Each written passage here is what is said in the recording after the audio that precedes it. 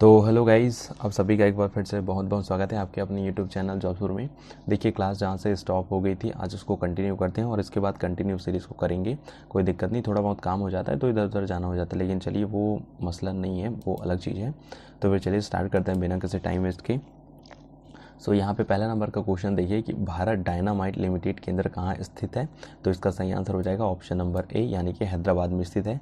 देखिए, आपको हिंदी और इंग्लिश दोनों लैंग्वेज में क्लासेस मिलने वाली, तो जिनको प्रॉब्लम था कि सर इंग्लिश में भी बताइए, उनके लिए इंग्लिश में क्वेश्चन लिखा हुआ है और कंटिन्यू ऐसे इंग्लिश में भी आएंगे, हिंदी और इंग्लिश दोनों लैंग्वेज में। थोड़ा सा फॉर्मेट चेंज हो जाएगा आज की और नेक्स्ट वीडियो आएंगी उसमें, तो प्लीज़ मेंटेन कर लीजिएगा। अगला नंबर का सवाल सुनिए, भारत में यूरेनियम खाद्यान्न कहाँ स्थित है। तो इसका सही आंसर हो जाएगा ऑप्शन नंबर सी, यानी कि जादूगोड़ा में स्थित है भारत का यूरेनियम खादान। अगला नंबर का सवाल देखिए, भारत में नगरीय केंद्रों की वर्गीकृत संख्या क्या है। भारत में नगरीय केंद्रों की वर्गीकृत संख्या क्या है। तो इसका सही आंसर हो जाएगा ऑप्शन नंबर बी, यानी कि 6।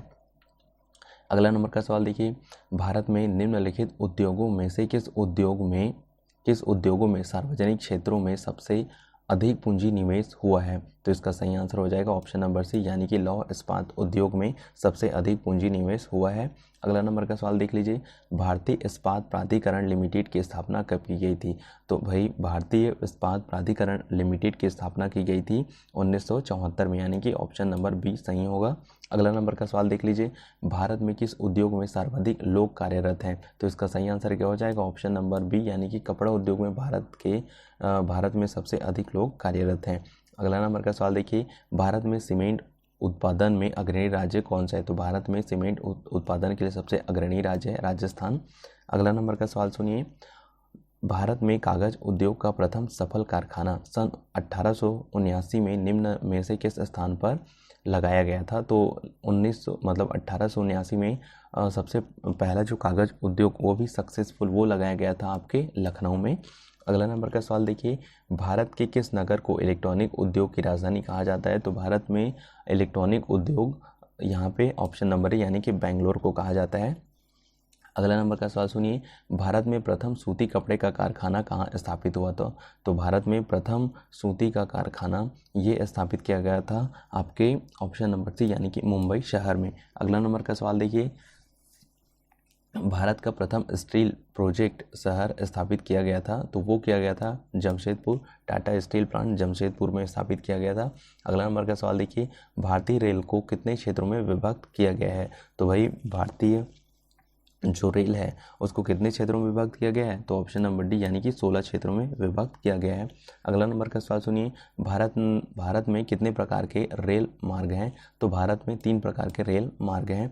अगर आपको पता हो भारत में 3 प्रकार के रेल मार्ग कौन कौन से हैं तो कमेंट सेक्शन में राइट डाउन ज़रूर कर सकते हैं। अगला नंबर का सवाल सुनिए, भारत में बड़े बंदरगाहों की संख्या कितनी है। तो भारत में बड़े बंदरगाहों की संख्या ऑप्शन नंबर बी, यानी कि 12 है। अगला नंबर का सवाल देख लीजिए कि भारत का 40% सड़क परिवहन होता है। तो भारत का 40% सड़क परिवहन होता है ऑप्शन नंबर बी, यानी कि राष्ट्रीय राजमार्ग से। अगला नंबर का सवाल सुनिए, भारत में पहली बार जनगणना कब हुई थी। तो भारत में पहली बार जनगणना हुई थी 1872 में, यानी कि ऑप्शन बी इसका सही आंसर हो जाएगा। अगला नंबर का सवाल सुनिए, जनसंख्या की दृष्टि से विश्व के बड़े देशों में भारत का स्थान कौन सा है। तो अभी तक है ना, जनसंख्या की दृष्टि से विश्व के बड़े देशों में पॉपुलेशन के आधार पर भारत का स्थान जो है दूसरा है। अगला नंबर का सवाल सुनिए, भारत का सर्वाधिक नगरीकरण वाला राज्य कौन सा है। तो भारत में सर्वाधिक नगरीकरण वाला राज्य है ऑप्शन नंबर बी, यानी कि गोवा।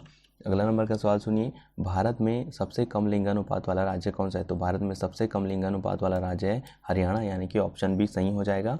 अगला देखिए, भारत के किस राज्य में महिलाओं की संख्या पुरुषों से अधिक है।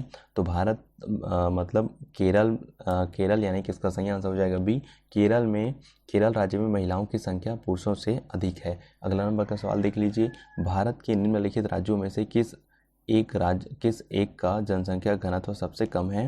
तो इसका सही आंसर हो जाएगा ऑप्शन नंबर बी, यानी कि अरुणाचल प्रदेश का जनसंख्या घनत्व सबसे कम है। अगला नंबर का सवाल देख लीजिए, भारत की सबसे बड़ी जनजाति है तो भारत की सबसे बड़ी जनजाति कौन सी है? ऑप्शन नंबर ए यानी कि गोंड जनजाति भारत की सबसे बड़ी जनजाति में से जानी जाती है। अगला नंबर देखिए, भारत के राज्यों का निम्नलिखित में से कौन सा एक युग्म सबसे पूर्वी और सबसे पश्चिमी राज्य को इंगित करता है? तो इसका सही आंसर हो जाएगा ऑप्शन नंबर ए यानी कि अरुणाचल प्रदेश और राजस्थान। देखिए किसी क्वेश्चन को लेकर आपके मन में डाउट हो तो कमेंट सेक्शन में ज़रूर कमेंट करिएगा, और किसी क्वेश्चन को सुनने में तकलीफ होती है तो एक बार वीडियो को पॉज करके ज़रूर पढ़ लीजिएगा। अगला नंबर का सवाल सुनिए, भारत की सर्वाधिक प्राचीन लिपि कौन सी है? तो भारत की सर्वाधिक प्राचीन लिपि है ब्राह्मी लिपि। अगला नंबर का सवाल देखिए, भारत में एसटीडी सेवा की शुरुआत किस वर्ष हुई थी? तो भारत में एसटीडी की सेवा मतलब एसटीडी सेवा शुरुआत की गई थी 1960 में, है ना। तो ऐसा है। अगला नंबर का सवाल देखिए, भारत एशिया के किस भाग में स्थित है? तो भारत एशिया के दक्षिण भाग में स्थित है। अगला नंबर का सवाल देखिए कि भारत का प्रथम निगमीकृत मुख्य बंदरगाह है? तो भारत का प्रथम निगमीकृत बंदरगाह है ऑप्शन नंबर सी यानी कि एन्नौर। अगला नंबर का सवाल देखिए, भारत का सबसे गहरा तथा स्थलबद्ध सुरक्षित बंदरगाह कौन सा है? तो भारत का सबसे गहरा और स्थलबद्ध सुरक्षित बंदरगाह है विशाखापट्टनम। अगला नंबर का सवाल सुनिए, भारत के कितने जलमार्ग राष्ट्रीय जलमार्ग के रूप में अधिसूचित किए जा चुके हैं? तो ये अधिसूचित किए जा चुके हैं 4 यानी कि ऑप्शन नंबर सी इसका सही आंसर होगा। अगला नंबर का सवाल सुनिए, विश्व की विशालतम सड़क प्रणालियों में भारत ला स्थान है।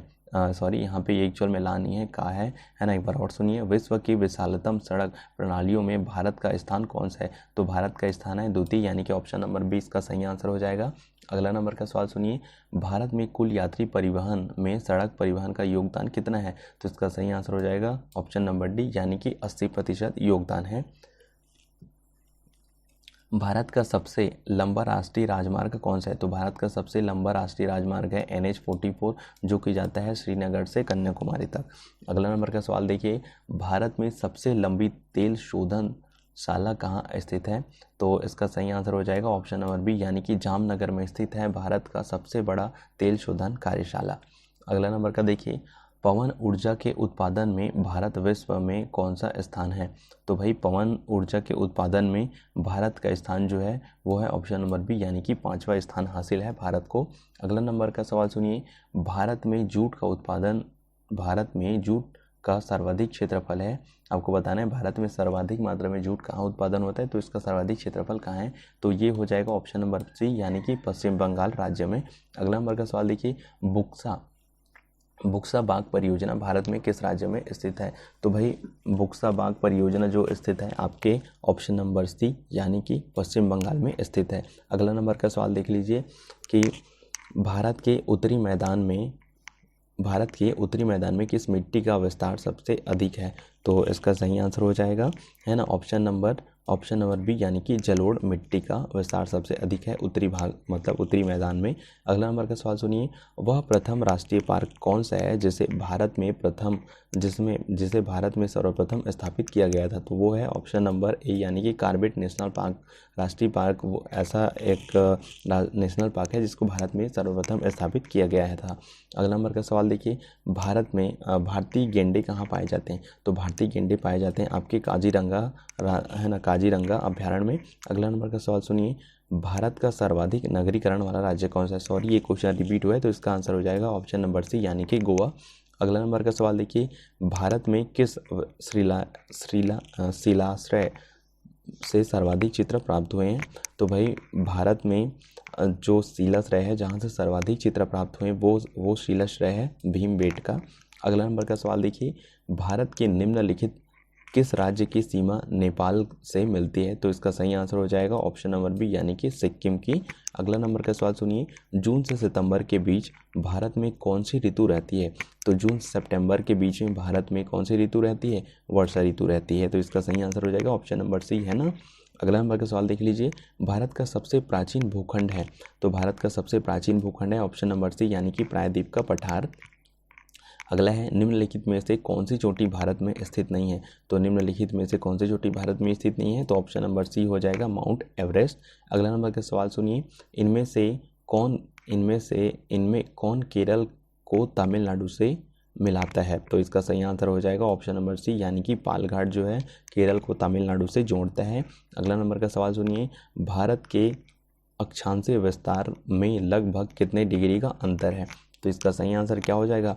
247 का सही आंसर हो जाएगा आपका ऑप्शन नंबर बी, यानी कि 30 डिग्री का अंतर है। अगला नंबर का सवाल देखिए, भारत के देशांतरीय विस्तार में लगभग कितने डिग्री का अंतर है? तो इसका भी आंसर हो जाएगा ऑप्शन नंबर बी, यानी कि 30 डिग्री का ही अंतर है इसमें भी। अब अगला नंबर का देखिए, भारतीय रंगमंच में यवनिका पर्दा का आरंभ किन्होंने किया था? तो भारतीय रंगमंच में यवनिका पर्दा प्रथा का आरंभ किया था यूनानियों ने। अगला नंबर का सवाल सुनिए, भारत में स्वर्ण मुद्राएं किसने चलाई? तो भारत में स्वर्ण मुद्राएं भी यूनानियों ने ही चलाया। तो इसका भी सही आंसर हो जाएगा ऑप्शन नंबर सी। अगला नंबर का सवाल सुनिए, मेगास्थनीज के अनुसार भारतीय समाज कितने भागों में विभक्त था? तो मेगास्थनीज के अनुसार भारतीय समाज जो है 7 भागों में विभक्त था। तो इसका सही आंसर हो जाएगा ऑप्शन नंबर डी। अगला नंबर का सवाल सुनिए, भारतीयों के लिए सिल्क मार्ग के किसने शुरू किया था? किसने आरंभ किया भारतीयों के लिए सिल्क मार्ग? तो ये आरंभ किया था ऑप्शन नंबर से, यानी कि कनिष्क ने। अगला नंबर का सवाल देखिए, भारत में 10 फरवरी को किस रूप में मनाया जाता है? तो भारत में 10 फरवरी को मनाया जाता है ना, राष्ट्रीय स्वच्छ दिवस के रूप में। अगला नंबर का सवाल देखिए, इंडियन स्टैंडर्ड टाइम्स और ग्रीनविच टाइम में कितने घंटे का अंतर है, मतलब कितने समय का अंतर है? तो 254 का सही आंसर हो जाएगा। देखिए, अगर इस क्वेश्चन में किसी को कोई डाउट हो तो एक बार ज़रूर पूछ लेंगे, है ना, या फिर अगर सही आंसर और हो सकता है तो राइट डाउन ज़रूर करिएगा।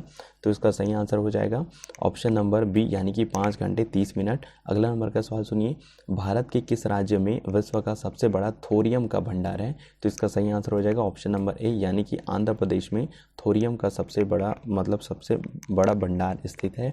अगला नंबर का सवाल देखिए, कौन सा वार्षिक मेला ऊंट के व्यापार के लिए प्रसिद्ध है? तो ये है भाई आपका ऑप्शन नंबर सी, यानी कि पुष्कर का मेला, जो कि प्रतिवर्ष कहाँ होता है? राजस्थान में।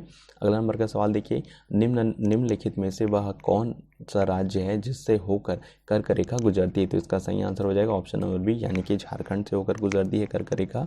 अगला नंबर देखिए, हिमालय की श्रेणी में सबसे प्राचीनतम कौन सा है? हिमालय की श्रेणी में सबसे प्राचीनतम श्रेणी कौन सा है? तो वो है ऑप्शन नंबर ए, यानी कि बृहत हिमालय की श्रेणी हिमालय की सबसे प्राचीनतम श्रेणी है।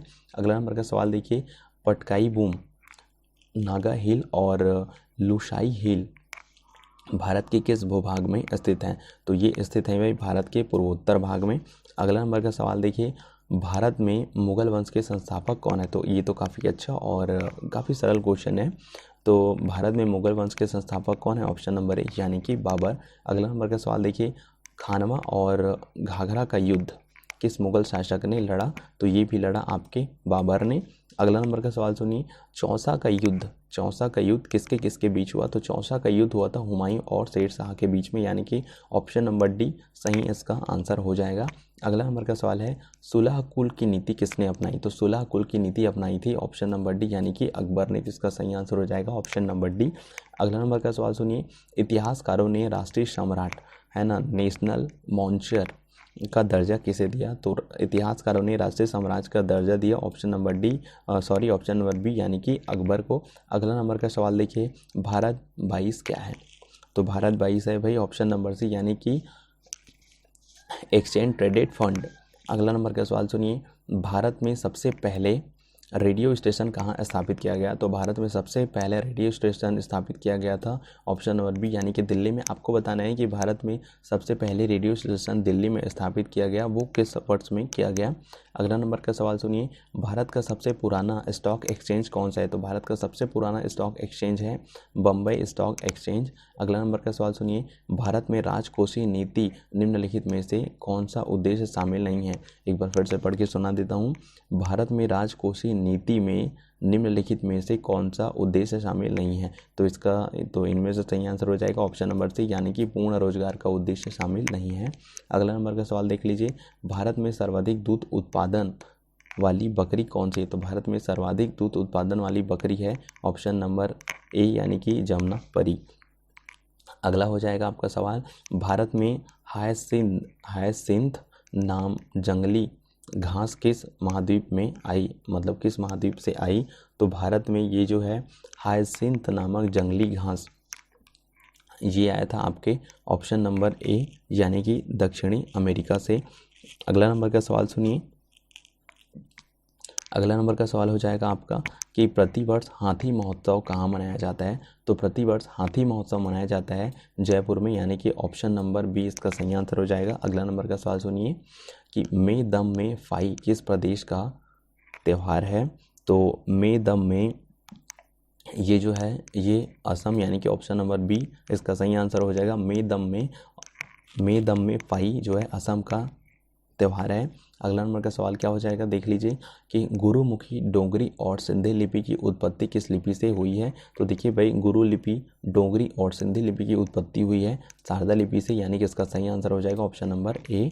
अगला नंबर का सवाल देख लीजिए, एजुथचान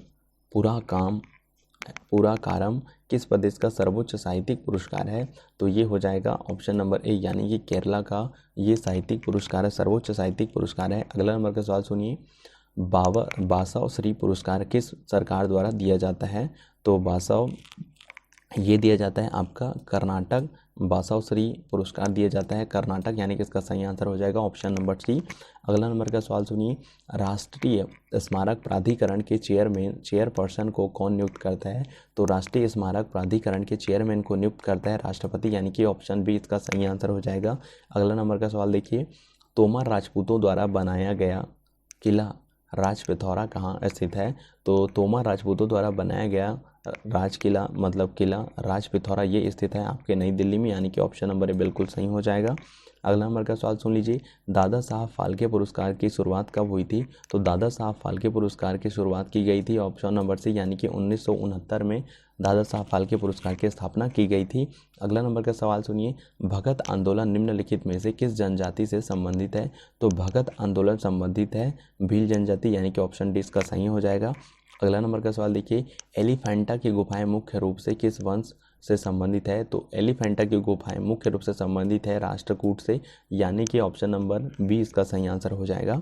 अगला नंबर का सवाल देखिए, केंद्रीय भारतीय भाषा संस्थान कहाँ स्थित है, तो केंद्रीय भारतीय भाषा संस्थान स्थित है आपके ऑप्शन नंबर डी यानी कि मैसूर में स्थित है। अगला नंबर का सवाल देखिए कि भारतीय संगीत में अभंग किस देवता के भजन हैं, तो अभंग तो भारतीय संगीत में अभंग जो है विट्ठल देवता के भजन हैं। अगला नंबर का सवाल देखिए कि भारतीय मूल के निम्नलिखित किस व्यक्ति का नाम यरूशलेम में भारतीय धर्मशाला से जुड़ा हुआ है, तो इसका सही आंसर हो जाएगा ऑप्शन नंबर बी यानी कि शेख मोहम्मद मुनीर हसन अंसारी का नाम भारतीय मतलब यरूशलेम में भारतीय धर्मशाला से जुड़ा हुआ है।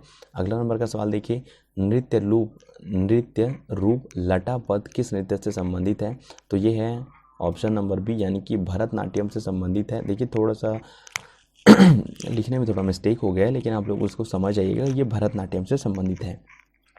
अगला नंबर का सवाल देखिए, प्राचीन भीमा देवी मंदिर किस प्रदेश में है, तो प्राचीन भीमा देवी मंदिर स्थित है हरियाणा में। अगला नंबर का सवाल सुनिए, 13 ताली नृत्य किस प्रदेश का नृत्य है, तो 13 ताली नृत्य राजस्थान प्रदेश का नृत्य है। अगला नंबर का सवाल देखिए, दोनी पोलो किस प्रदेश की जनजातियों का धर्म या फिर रीति है, तो भाई इसका सही आंसर क्या हो जाएगा, तो इसका सही आंसर हो जाएगा ऑप्शन नंबर ए यानी कि अरुणाचल प्रदेश का। अगला नंबर का सवाल देख लीजिए, निम्नलिखित में से कौन सी गुफाएं महाराष्ट्र में नहीं हैं, तो इसका सही आंसर हो जाएगा ऑप्शन नंबर ए यानी कि बाघ की गुफाएं महाराष्ट्र में स्थित नहीं है। अगला नंबर का सवाल सुनिए कि निम्नलिखित में से क्या नागर द्रविड़ और वेसर की सही व्याख्याएं हैं, तो आपको बताना है कि नागर द्रविड़ और वेसर क्या है, तो इसका सही आंसर हो जाएगा ऑप्शन नंबर यहाँ पे जो डी है, मंदिर निर्माण की 3 भारतीय शैलियाँ हैं। अगला नंबर का सवाल सुनिए कि ब्लैक पैगोडा किस प्रदेश में स्थित है, तो भाई ब्लैक पैगोडा स्थित है आपके उड़ीसा में, यानी कि ऑप्शन नंबर बी सही हो जाएगा। अगला नंबर का सवाल देख लीजिए, केंद्रीय बौद्ध अध्ययन संस्थान कहाँ स्थित है, तो भाई केंद्रीय बौद्ध अध्ययन संस्थान स्थित है जम्मू कश्मीर में, यानी कि ऑप्शन नंबर बी सही हो जाएगा। अगला नंबर का सवाल देख लेते हैं, यही क्वेश्चन डबल रिपीट हो चुका है। अगला नंबर का सवाल देखिए कि मैत्री मंदिर कहाँ स्थित है? तो मैत्री मंदिर स्थित है आपके पुडुचेरी में। देखिए आप लोग इसको पुडुचेरी पढ़ते हैं, फिर पांडुचेरी, आपके ऊपर डिपेंड करता है, बाकी ये यहीं स्थित है। अगला नंबर का सवाल देख लीजिए कि इस्कॉन की स्थापना कब हुई? तो इस्कॉन की स्थापना की गई थी ऑप्शन नंबर ए यानी कि 1966 में। अब देखिए इस्कॉन क्या है, प्लीज़ आप इसके बारे में लिखिएगा ज़रूर। अगला नंबर का सवाल है कि जोधपुर के निकट ओसियां का मंदिरों का शहर किन राजाओं ने बनवाया था? आपको बताना है कि जोधपुर के निकट ओसियां का मंदिरों का शहर किन राजाओं ने बनवाया था? तो इसका सही आंसर हो जाएगा ऑप्शन नंबर डी यानी कि प्रतिहार के राजाओं ने बनवाया था। अगला नंबर का सवाल सुनिए, एमराल्ड बुद्ध का मंदिर कहाँ स्थित है? तो भाई एमराल्ड जो बुद्ध का मंदिर है ये स्थित है आपके ऑप्शन नंबर डी यानी कि थाईलैंड में स्थित है। अगला नंबर का सवाल देख लीजिए, कल्लोल निम्नलिखित प्रभावों में से सबसे प्रभावशाली आंदोलनों में से एक का नाम था। आपको एक बार फिर से क्वेश्चन पढ़ के सुना देता हूँ। कल्लोल निम्नलिखित प्रभावों में से सबसे प्रभावी आंदोलनों में से एक का नाम था। तो इसका सही आंसर हो जाएगा ऑप्शन नंबर डी यानी कि बांग्ला। अगला नंबर का सवाल देख लीजिए, निम्नलिखित में से कौन सा त्यौहार यंत्र पूजक के रूप में मनाया जाता है? तो वो मनाया जाता है ऑप्शन नंबर ए यानी कि विश्वकर्मा जयंती यंत्र पूजा के रूप में मनाया जाता है। अगला नंबर का सवाल देख लीजिए, भारतीय कथाओं के अनुसार निम्नलिखित में किसने शिव तांडव स्रोत गाया था? तो ये गाया था ऑप्शन नंबर बी यानी कि रावण ने। अगला नंबर का सवाल देख लीजिए, निम्नलिखित में से किस नृत्य को पंडित जवाहरलाल नेहरू ने गरीबों की कथकली कहा था? तो ये कहा था ओटम थुल्लाल को, जो पंडित जवाहरलाल नेहरू ने गरीबों की कथकली कहा था। तो इस प्रकार से आज पूरे के पूरे क्वेश्चन यहीं पे एंड हो जाते हैं। और देखिए किसी क्वेश्चन को लेके आपके मन में कोई डाउट हो, कोई सवाल हो तो कमेंट सेक्शन में कमेंट ज़रूर करिएगा। बाकी आगे और क्लासेस चल रही हैं, तब तक उनका वेट करिएगा। तो फिर चलिए मिलते हैं नेक्स्ट वीडियो में, तब तक सबको bye bye, have a great day, जय हिंद, वंदे मातरम।